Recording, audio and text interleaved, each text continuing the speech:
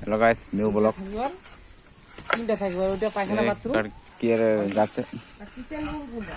Kitchen এইটা বোধ হবে। এটা থাকিবা। থাকে আর কি, এটা কিচন।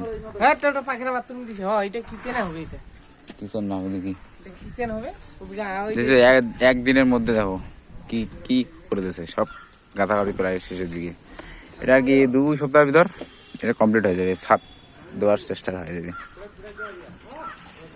এবারে বেশ দেখো বাদি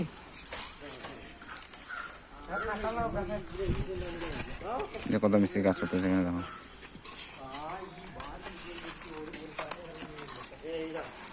বুঝছো, কেরলের দিকে পয়সা হলে কি হয়, আমাদের ফটাফট কাজ হয়। আমাদের ওদিকে তো পয়সা নেই, কাজও লেট। এদিকে পয়সা বেশি, কাজও ফটাফট।